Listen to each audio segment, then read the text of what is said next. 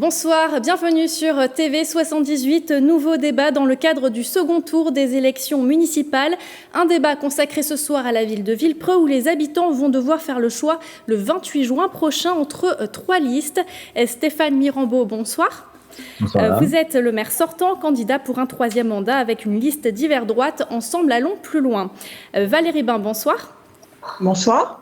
Vous êtes à la tête de la liste Divers Centres Agir tous pour Villepreux. Jean-Baptiste Amonique, bonsoir. Bonsoir.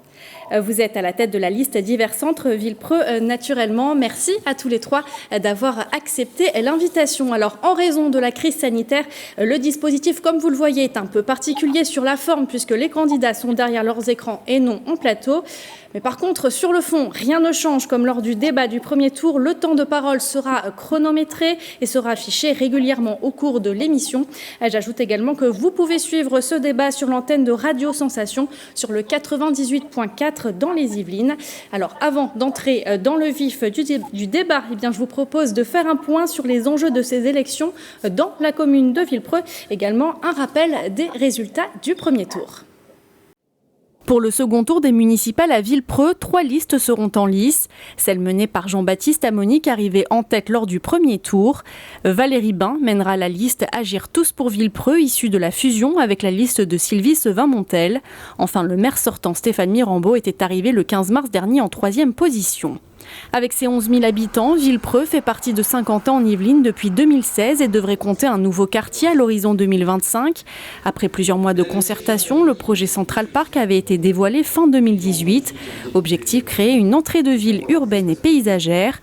Scénario choisi, 250 logements et un grand parc urbain de 19 000 m². Plusieurs candidats souhaitent que ce projet soit gelé. Autre thème qui s'invite dans la campagne, la santé. Villepreux n'est pas un désert médical, mais est situé dans une zone d'action complémentaire selon l'ARS. L'offre de soins est jugée insuffisante et pourrait être étoffée avec la création d'une maison de santé. Autre enjeu, la redynamisation du centre-ville et notamment le développement des commerces de proximité qui souffrent de la concurrence des zones commerciales des villes voisines de Plaisir et des Clés-sous-Bois. Enfin, quel avenir pour le théâtre de Villepreux? L'établissement culturel de 400 places ne propose plus de spectacles depuis septembre dernier. Plusieurs candidats souhaitent redévelopper la culture dans la ville et réhabiliter cet espace. Alors, certaines de ces thématiques seront évidemment développées au cours de l'émission, mais juste avant, je vous propose un tour de parole pour savoir comment vous abordez ce second tour. Est-ce que, par exemple, le contexte actuel a changé quelque chose dans cette deuxième phase du scrutin? Pour cette première prise de parole, nous suivrons l'ordre qui nous a été communiqué par la préfecture des Yvelines. Pour la conclusion, ce sera dans l'ordre inverse. Et c'est vous qui débutez, Stéphane Mirambeau. Alors, je le rappelle, vous êtes le maire sortant, candidat pour un troisième mandat avec une liste d'hiver droite ensemble, allons plus loin. Comment vous abordez ce second tour? Avec beaucoup de force. C'est vrai que les résultats du premier tour n'ont pas été à la hauteur de mes attentes, mais ce qu'il faut voir aussi, c'est que le contexte était extrêmement particulier, avec des gens qui avaient fait le choix de rester chez eux. On sait très bien que le taux d'abstention a été extrêmement fort. La crise, maintenant, elle est loin derrière nous. Les choses s'arrangent. Le risque, aujourd'hui, il est pratiquement nul. Il y aura des mesures de sécurité, évidemment, qui seront mises en œuvre lors du scrutin. Il y aura des masques, les gens vont venir avec leurs masques et on pense très sincèrement que les résultats du premier tour pourraient être corrigés. En tout cas, c'est ce que je souhaite, évidemment, lors de ce second tour le 28 juin prochain. Donc, toujours de la force, l'énergie, motivation, évidemment, mais je pense comme les autres candidats. Valérie Bain, vous êtes directrice d'instituts médico-éducatifs à la tête de la liste Agir tous pour Villepreux. Alors une liste différente du premier tour puisqu'il y a eu fusion avec la liste Villepreux pour tous menée par Sylvie Sevin-Montel. Même question, comment justement vous abordez ce second tour? Bien, alors pour les raisons sanitaires qui nous ont d'abord vraiment bouleversés pendant ces 3 mois, et moi je pense qu'on est loin d'en avoir fini puisque maintenant on parle de difficultés économiques, le pays doit repartir, ça aura des impacts en fait sur tous les Français. Donc voilà, il y a cette partie-là où pour nous le chemin reste à faire et on a vécu des choses qui nous ont fait affiner notre projet par rapport à ce qu'on proposait au début. Et puis d'une autre façon aussi, j'ai proposé à Sylvie Sevin que nous fusionnions nos listes pour pouvoir offrir une réelle alternative aux Villepreusiens lors du second tour avec un projet qui nous tient à cœur. Jean-Baptiste Amonique, vous êtes à la tête de la liste Villepreux naturellement. Vous êtes également un délégué départemental du MoDem. Est-ce que la situation actuelle a changé votre vision peut-être pour ce second tour ? Non, elle n'a pas changé foncièrement la vision. Nous, on avait un projet d'avenir, un projet de renouveau qui envisageait plusieurs changements pour la ville à un horizon assez long, sur plusieurs années. On parlait d'un projet citoyen pour la ville de demain dans notre campagne de premier tour, c'est toujours d'actualité. On s'est rendu compte à la fois avec le confinement et à la fois avec la crise aujourd'hui qui nous percute que les propositions qu'on portait au premier tour sont aujourd'hui encore cruellement d'actualité, que ce soit sur l'économie, les solidarités, le social ou même la santé. En revanche, c'est vrai qu'on aborde ce second tour avec beaucoup d'humilité. Il y a aussi des électeurs pour tous les candidats, notamment aussi pour nous qui ne se sont pas déplacés par crainte au premier tour. On espère les voir présents dans les bureaux de vote le 28 juin prochain. Évidemment, on va ajuster certaines choses dans notre projet parce qu'il y a quelques ajustements à faire en raison du nouveau contexte, avec la crise maintenant économique et sociale qui est devant nous. En revanche, on arrive avec la même équipe, avec le même projet et une équipe unie qui n'a pas changé, qui est la même depuis le mois de septembre dernier. Juste avant de développer le premier thème, on va jeter un coup d'œil sur le temps de parole. Stéphane Mirambeau et Valérie Bain, vous êtes tous les deux à 44 secondes. Jean-Baptiste Amonique, vous êtes à 1 minute 02. Alors pour être complémentaire par rapport au débat du premier tour, que vous pouvez d'ailleurs revoir sur notre site internet, eh bien nous avons fait le choix d'aborder d'autres thèmes. Le premier, la démocratie, un thème qui a notamment animé cette campagne 2020 des municipales et que l'on retrouve d'ailleurs dans chacun de vos programmes. Stéphane Mirambeau, vous souhaitez notamment mettre en place le Codovie. Est-ce que vous pouvez nous expliquer en quoi cela va consister ? Oui, tout à fait. En fait, ce qui se passe, c'est que depuis plusieurs années, la démocratie participative était devenue en fait un gros mot, nous le savons bien. Maintenant, elle est au cœur de tous les programmes, tout simplement parce que les Français demandent non pas plus de démocratie, parce que ce qu'il faut voir, c'est qu'on est dans un pays avec l'une des plus vieilles démocraties au monde, mais être plus impliqué, participer davantage aux grandes décisions structurantes de la ville. C'est d'ailleurs ce qui avait été dit lors du grand débat. C'était quelque chose qui était remonté assez fort. Nous voulons être beaucoup plus impliqués et c'est tout à fait normal puisque dans un programme qu'un élu propose, il ne fera pas tout et il proposera par la suite des choses qui n'étaient pas dans son programme. Donc, ce que les électeurs souhaitent, c'est être beaucoup plus impliqués tout au long de la durée de ce mandat. Nous, la liste Ensemble Allons plus loin, répondons avec 2 propositions. La première proposition, c'est le Codovie. C'est exactement...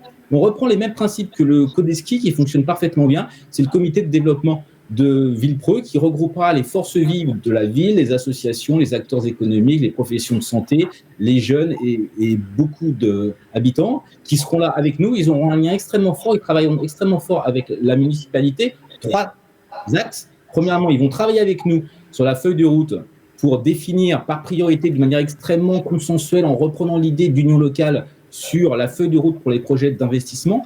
La deuxième des choses, c'est que toutes les propositions structurantes de la ville, nous leur demanderons leur avis et nous étudierons leur avis. Et la troisième chose, c'est vraiment que ce soit eux qui nous apportent des propositions et qui seront débattues directement en conseil municipal et qui seront mises en place le cas échéant. Et il y a une deuxième proposition qui est très importante. On a vu qu'il y a des projets qui sont cristallisants, c'est-à-dire qui créent beaucoup de tensions entre les habitants. J'en cite 2. Central Park, on l'a vu dans les différents enjeux, c'est un projet que nous avons travaillé avec tout le monde, mais il semble qu'il y a encore des imprécisions et qu'il faut qu'on creuse encore le projet. Et la deuxième des choses, j'étais extrêmement surpris de voir ça pendant la campagne, le sujet des logements sociaux et comment nous pourrons traiter le sujet des logements sociaux. Ça a créé beaucoup de discussions, notamment au niveau des réseaux sociaux. Donc pour cela, nous proposons d'aller plus loin une plus grande participation au travers de la mise en place de référendums réguliers sur les grands problèmes structurants de la ville pour que les Villepreusiens puissent réellement affirmer leur choix. Et donc, ils seront consultés d'une manière très régulière sur ces grands projets. Ils pourront affirmer leur choix, ils trancheront et nous appliquerons ce qu'ils souhaitent, car ça les concerne en tout premier lieu. Valérie Bain, vous souhaitez également instaurer plus de démocratie participative. Vous voulez associer aussi le plus grand nombre d'habitants aux décisions publiques. En quoi votre projet est différent de celui de M. Mirambeau, que M. Mirambeau vient de développer, par exemple ? Bien, que ce soit Monsieur Mirambeau ou les adjoints qui ont rejoint Monsieur Amonique, on peut parler pour eux non pas de projet, mais aussi de bilan en démocratie participative. Et si nous, la liste, nous nous sommes montés, c'était justement après le grand débat national, quand il y a eu le débat sur Central Park, on a trouvé que c'était tellement ubuesque la façon dont on était traité en tant que citoyen que nous avons décidé de nous mobiliser pour apporter une alternative aux autres citoyens. Donc nous, notre projet, nous le portons depuis le début de la démocratie participative. Moi, dans ma carrière professionnelle, j'ai toujours travaillé comme ça avec mes équipes. Donc ça n'a jamais été un gros mot pour moi, contrairement à ce que vous venez de dire, Monsieur Mirambeau. Et puis tout récemment, bien dans le cadre du confinement, on a mis en place en fait sur une page Facebook un outil de partage où les Villepreuxiens pouvaient échanger sur leurs besoins, ce qu'ils pouvaient offrir et faire du lien entre les gens. Voilà, donc nous aussi, quand on parle de bilan des adjoints de M. Amonique et de M. Mirambeau, les comités de quartier ont été supprimés. Donc le conseil municipal de la jeunesse a été supprimé. Donc tout ça, c'était des instances démocratiques qui existaient dans la ville et que nous souhaitons en fait remettre en place les premiers.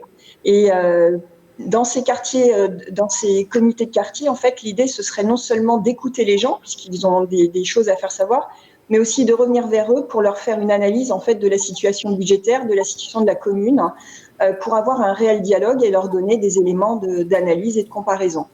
Voilà, donc sur la démocratie participative, oui, on la veut, et non, on ne l'a jamais eue.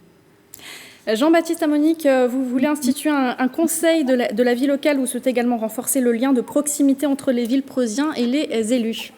Oui, non, mais je suis ravi de voir que les autres candidats, entre le premier et le deuxième tour, se sont convertis du coup à la démocratie de proximité et à la participation citoyenne. C'est évidemment une thématique pour laquelle on plaide depuis le début de cette campagne. D'ailleurs, c'est la façon dont on fait campagne depuis le début. Je rappelle qu'au mois de novembre, au mois de décembre, on a lancé une grande enquête locale citoyenne parce qu'on considère que la démocratie, c'est pas uniquement un scrutin tous les 6 ans. On a fait l'effort d'aller voir les Villepreuziens, de les écouter, non pas comme je l'ai entendu ou lu parce qu'on n'avait pas de programme, on a des convictions fortes, on a des idées fortes, mais je pense que c'est utile de confronter ces idées, d'aller sur le terrain, d'avoir des remontées du terrain et d'écouter les gens pour savoir dans quelle orientation aussi il faut aller. Donc ça, c'est à la fois la composante même de notre campagne, cette démocratie-là, et évidemment, on veut la mettre en œuvre pendant le mandat. Je citerai quelques exemples. Villepreux Agora, on a communiqué dessus assez tôt dès notre annonce de candidature. Villepreux Agora, c'est quoi? C'est un rendez-vous mensuel entre les élus et les citoyens et les Villepreuziens, chaque mois dans un quartier différent, à la fois pour informer sur les projets en cours, les projets à venir, mais aussi, comme je le disais, constamment pour avoir ces remontées du terrain et pouvoir se remettre en question dans l'action publique et l'action municipale. Autre sujet, le budget participatif, financer des projets qui sont portés par les acteurs du terrain, associations, commerçants particuliers par exemple.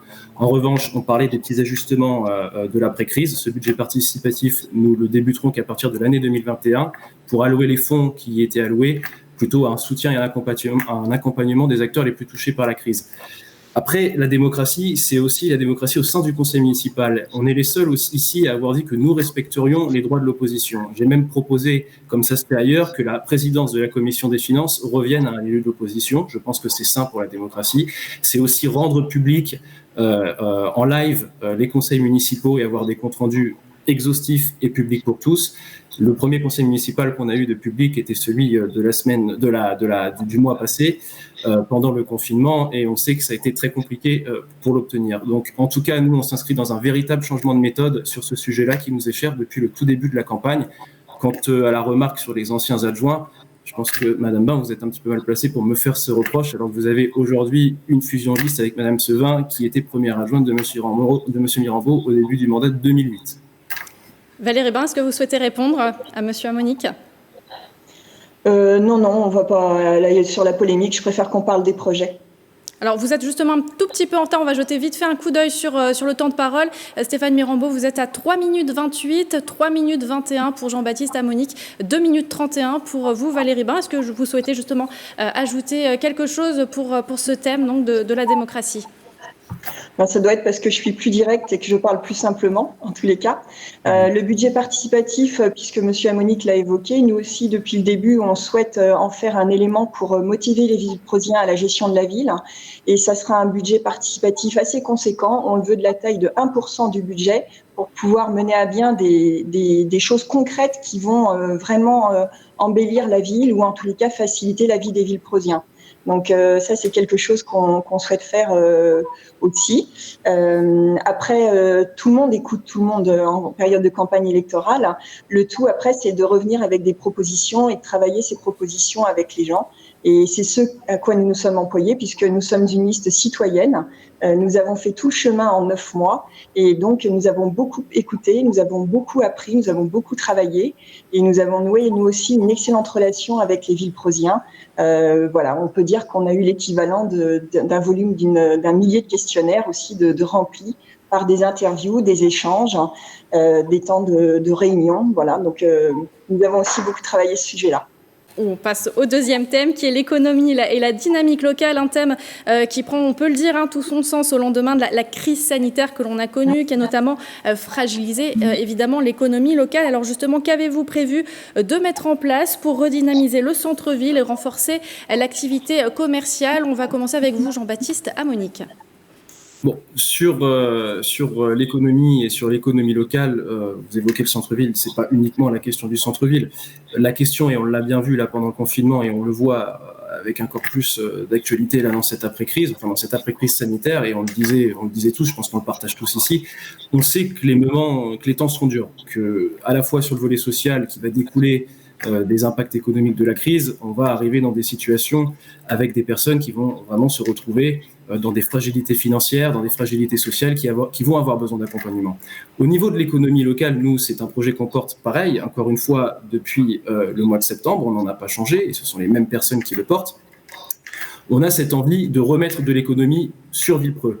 Et là, il y avait des discours, et il y a notamment Monsieur le maire qui avait ce discours toujours assez fataliste de dire que le développement économique n'était pas pour la ville de Villepreux. Le développement économique, la façon dont on l'entend nous avec la liste Villepreux naturellement, c'est pas un développement économique à outrance avec des grands centres commerciaux, des grandes surfaces, etc. C'est évidemment pas ça. C'est mettre des économies aujourd'hui de demain, l'économie verte, l'économie circulaire, l'économie sociale et solidaire, notamment dans l'aide à la personne, qui vont être des sujets, des thématiques qui vont être très développés dans cette après-crise, faire en sorte de créer les conditions locales pour faire venir des entreprises, faire venir des startups.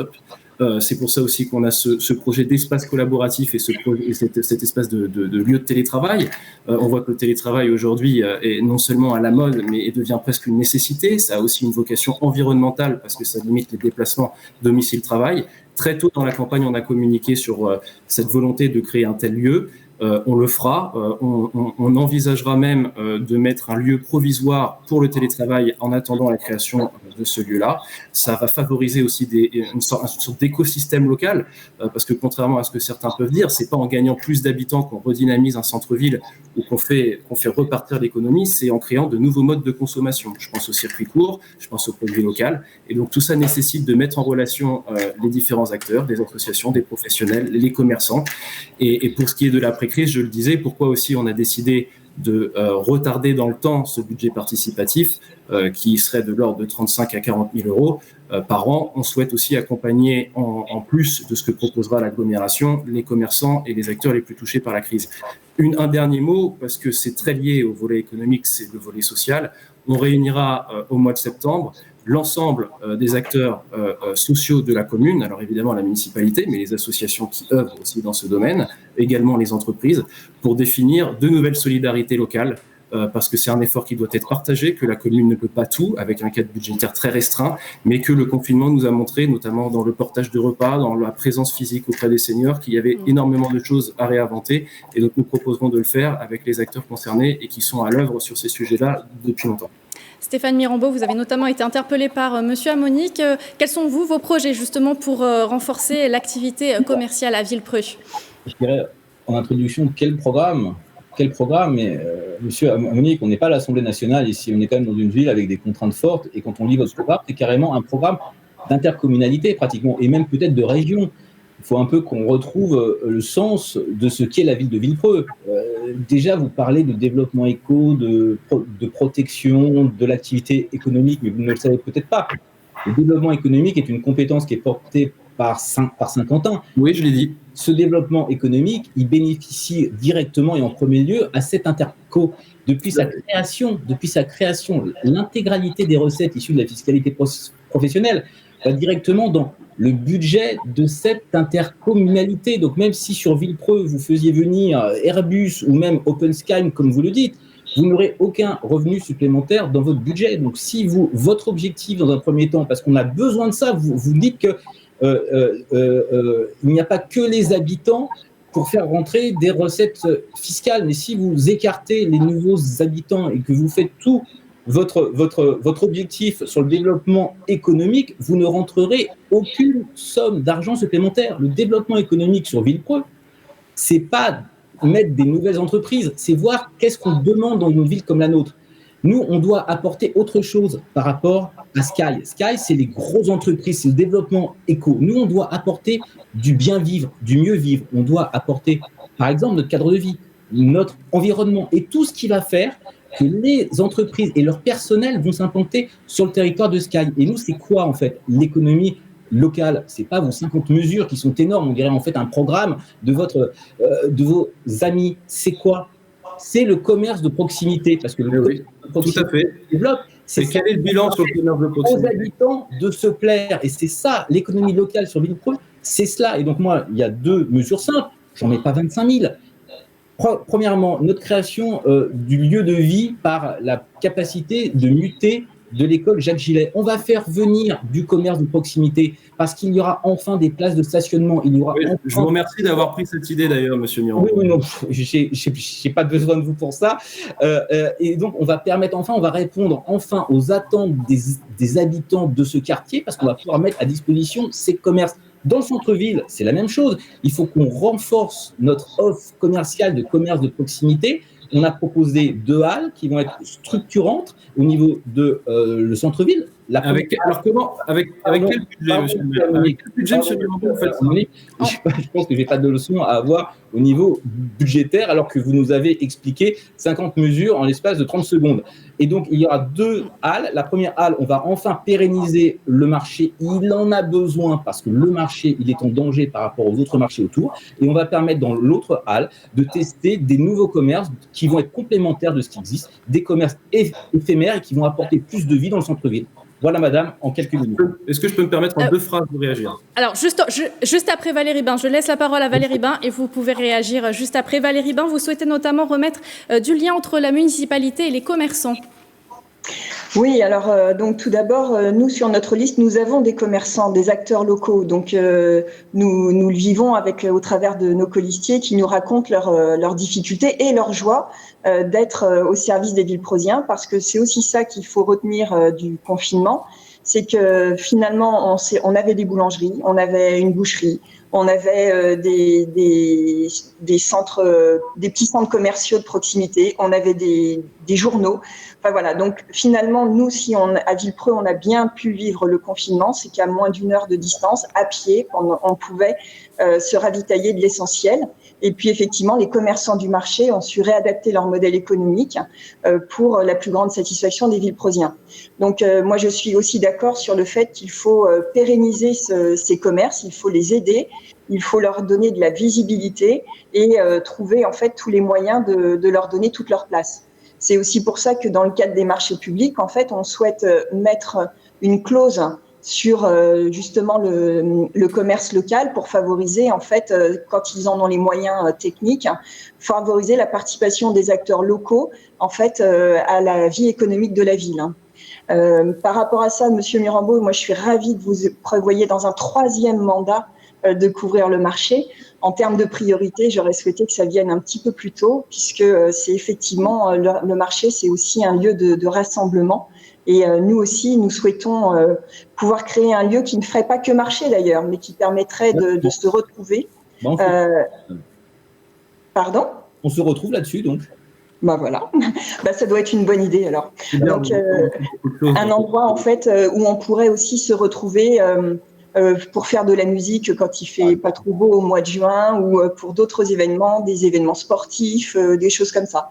Donc voilà, ça c'est effectivement quelque chose qui nous a manqué et que l'on souhaitait faire. Alors moi, je suis aussi d'accord avec vous, Monsieur Mirambeau, vous voyez, tout arrive. C'est la SKY qui porte le développement économique de la communauté d'Aglo. Nous habitons ici, nous habitons à Villepreux. Beaucoup des Villepreuxiens travaillent sur la communauté d'Aglo et je pense que c'est aussi comme ça qu'il faut voir le tissu économique. Donc l'argent, les salaires des salariés qui habitent à Villepreux doivent aussi dynamiser la vie économique au niveau de la SKY. Et à ce moment-là, d'une façon indirecte, on en aura des retombées. Exactement. Voilà. Alors, juste avant d'abord de redonner la parole à Jean-Baptiste Amonique, on fait juste un petit point rapide sur le temps de parole. Stéphane Mirambeau, vous êtes à 6 minutes 37. Jean-Baptiste Amonique, 6 minutes 31. 6 minutes 05 pour Valérie Bain. Jean-Baptiste Amonique, en 20 secondes, vous souhaitiez répondre à Monsieur Mirambeau. Il y a beaucoup de points de concordance. C'est peut-être une fusion à 3, du coup, que vous auriez dû faire, parce que vous êtes d'accord sur tout. Nous, notre vision, elle est totalement différente. Vous êtes en train de nous expliquer qu'il faut toujours plus d'habitants pour redynamiser le centre et pour justement favoriser le commerce de proximité. Nous, on dit qu'il faut créer des conditions économiques favorables pour que les commerces restent. Et quand on parle d'un lieu de télétravail, c'est parce qu'on sait qu'il y a 2 Villepreuziens sur 3 aujourd'hui qui sont en capacité de faire à minima 2 jours de télétravail par semaine. Et donc, si vous les avez sur votre commune en journée, en semaine, c'est comme ça que vous allez recréer de la consommation. Quand vous allez faire venir dans le centre-ville, ou pareil, parce qu'on a ce projet dans une partie de l'école Jacques Julet, les produits de la MAP, les produits des agriculteurs du coin, en bio notamment, pour du qualitatif, là, vous recréez des synergies locales et vous recréez du dynamisme économique sur la ville. J'ai jamais parlé de l'Open Sky. Évidemment que Saint-Quentin a une compétence économique, mais ça ne veut pas dire que parce que Saint-Quentin a cette compétence, qu'il ne faut rien faire sur Villepreux et qu'il faut laisser justement, comme vous l'avez dit et vous l'avez démontré, les boulangeries, les petits commerces se fermer depuis des années. C'est pas du tout une vision. Quant à l'animation du centre-ville, on en a parlé dès les tout premiers mois justement de notre projet. Nous ne portons pas le projet d'une halle parce que Monsieur Mirambeau nous explique à longueur de journée qu'il n'y a plus d'argent aujourd'hui pour faire ce type de projet. Et donc aujourd'hui, il ne trouve pas pour faire une halle sur le marché. Jean-Baptiste Amonique, je vais juste vous couper parce que sinon vous n'aurez plus trop de temps pour l'autre thème et pour la conclusion. On va laisser répondre Monsieur Mirambeau en 30 secondes, sinon on ne pourra pas aborder le dernier thème. Monsieur Amonique est en train, juste avec son idée d'un espace de coworking, il veut sauver les Villepreuziens. On sort, et alors ce qui est surprenant, c'est qu'on sort d'une crise sanitaire où il y avait énormément de Villepreuziens qui ont fait du télétravail sans votre équipement. C'est quand même curieux.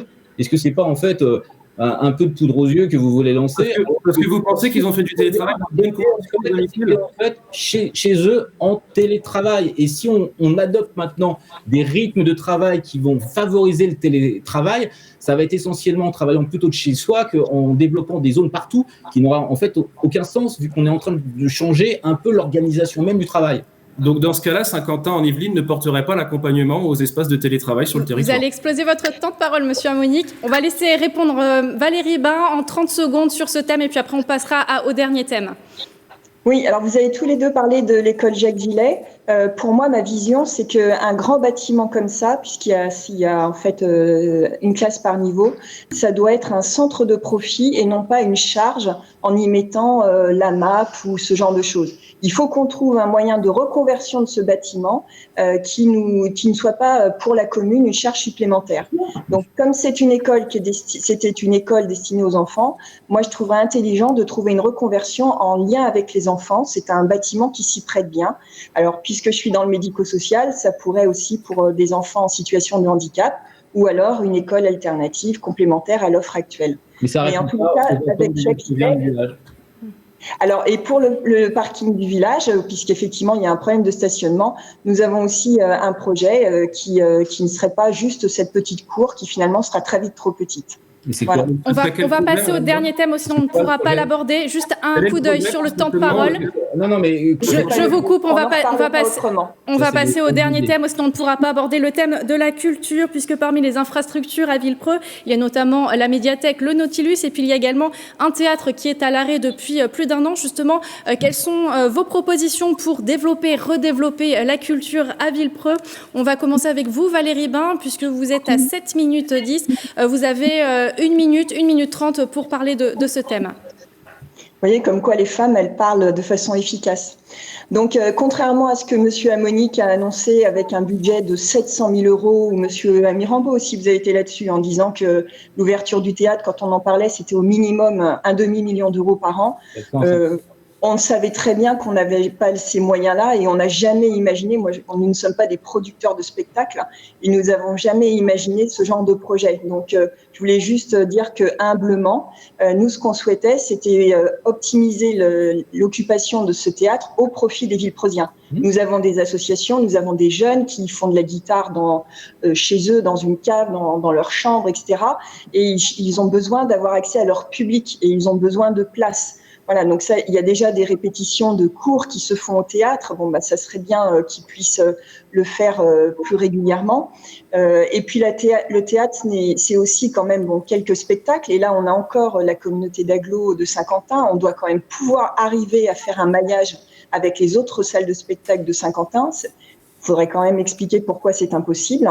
Donc, ce théâtre, on peut le faire revivre sans pour autant avoir des projets pharaoniques. Et puis, la culture, c'est aussi autre chose. Nous, par exemple, je pense que les fêtes, les journées à thème, les fêtes de fin d'année pour les scolaires, les bals, les galas, tout ça, ça fait partie de la culture et ça doit être encouragé. Et là, avec le tissu associatif, puisque nous avons quand même plus d'une centaine d'associations sur la ville, beaucoup sont aussi portés sur la culture. Nous avons des talents parmi les Villepreuziens. Donc, tout ça, en fait, ça peut se faire de façon tout à fait raisonnable et sans, gréver le budget de la commune. Stéphane Mirambeau, je vous laisse répondre. En fait, on est déjà loin de l'idée de Sylvie Sevin. Donc, moi, je suis ravi que le fait qu'il y ait une fusion de listes, en fait, il y a beaucoup d'idées qui soient plutôt laissées de côté. On est loin de la mise à disposition pendant l'année complète à des professionnels producteurs du privé qui seraient venus pour absolument rien comme argent sur la ville. Donc, je ne sais pas de quoi vous parlez. Changer, ce qui veut dire, bon.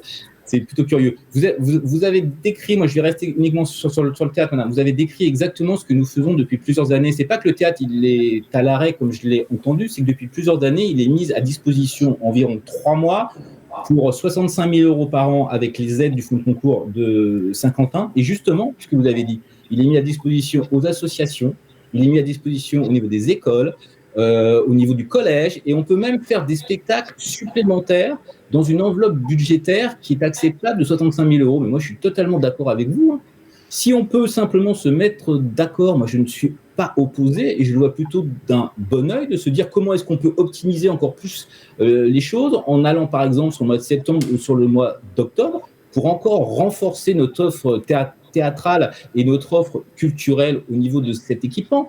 Mais ce qu'il faut voir, c'est qu'il faut rester dans des contraintes budgétaires. On n'est plus du tout dans les sommes que j'avais entendues avant le 15 mars. Et c'est plutôt très, très bien. Moi, je suis complètement d'accord avec vous. Je pense qu'une enveloppe budgétaire, on est à 65 000 €. Une enveloppe budgétaire maximum de 100 000 € pourrait être acceptable. Moi, je pense que le mieux, ce serait à 80 000 €. On peut remettre encore un petit peu. Mais je suis complètement en phase vu que vous proposez ce que j'ai mis en place depuis plusieurs années en rajoutant quelques spectacles en plus. Je suis totalement en phase avec vous, madame. Je vais donner la parole à Jean-Baptiste. Ah bon, excusez-moi.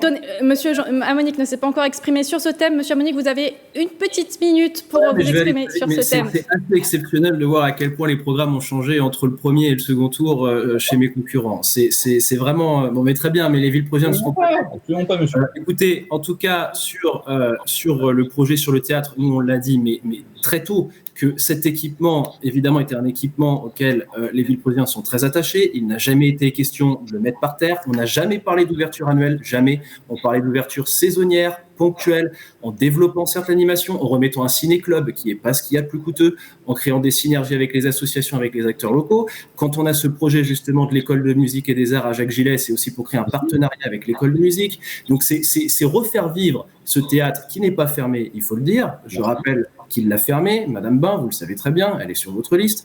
Donc il faut arrêter de faire croire qu'on va pouvoir ouvrir cet équipement toute l'année. Donc je suis content de vous l'entendre dire aujourd'hui à une semaine du second tour. Vous avez donc changé de position radicalement. Étonnant. Et il ne faut surtout pas, c'est ça que je veux dire, il ne faut surtout pas résumer la politique culturelle de la commune à ce seul équipement. Aujourd'hui, vous avez à Plaisir et au Clé-sous-Bois, des théâtres, l'espace Coluche, l'espace Philippe Noiret. Il faut savoir vivre avec son temps. Il ne faut pas penser qu'on va pouvoir avoir le même type de programmation à Villepreux que dans ces communes-là. Ce ne serait pas raisonnable. Jean-Baptiste Amonique, si vous continuez, vous aurez moins de temps pour la conclusion. Nous serons dans l'accompagnement des acteurs. Nous allons avoir une vraie politique culturelle. Nous en parlons dans notre programme. Donc, je laisserai les Villepreuziens en reprendre connaissance parce que nous, nos propositions sont très claires. Merci Jean-Baptiste Amonique. Vous n'aurez plus de temps sinon pour la conclusion. Cette émission touche bientôt à sa fin. Beaucoup de propositions, une véritable ambiance. Monsieur Mirambeau, on va passer à la conclusion. On va passer à la conclusion puisque l'émission touche bientôt à sa fin. Il vous reste à peu près 1 minute pour conclure ou aborder une thématique de votre choix en évitant les attaques personnelles puisque vous ne pourrez pas vous répondre puisque l'émission touche à sa fin. On va suivre l'ordre inverse du début. On va donc commencer par vous, Jean-Baptiste Amonique. Bon, alors en conclusion, nous évidemment, on se mobilise pour que les Villepreuziens qui nous ont placés en tête avec 39% des voix au premier tour transforment l'essai le 28 juin prochain.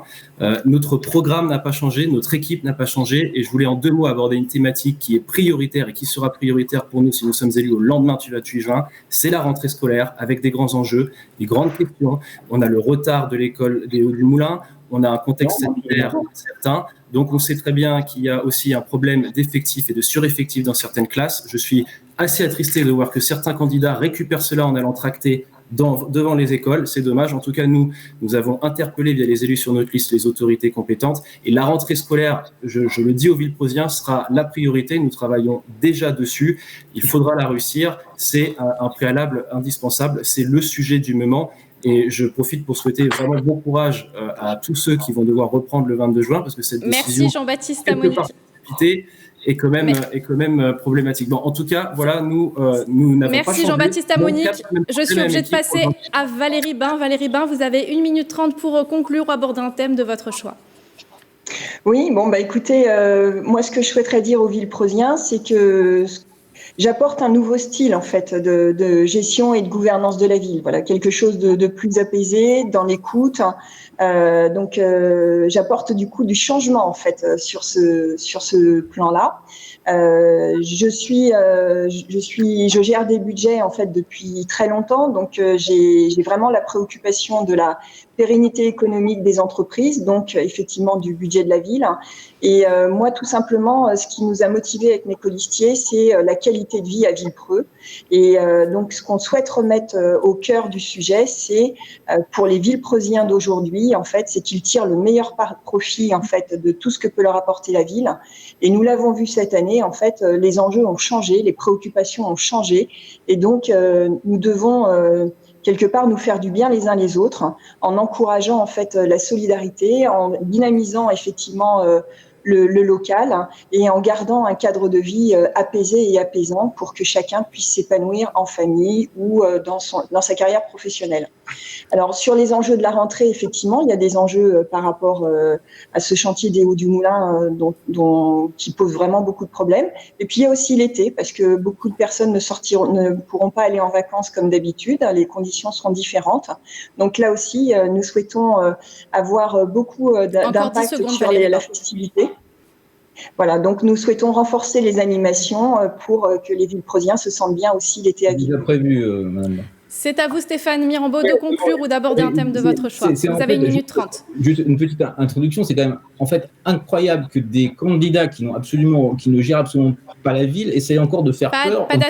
Pas d'attaque personnelle, Stéphane Mirambeau. Quand on dit qu'on veut gérer la rentrée scolaire, heureusement que la rentrée scolaire, elle est sur les rails et que tout est déjà prêt, parce qu'on est pratiquement en fait au mois de juin.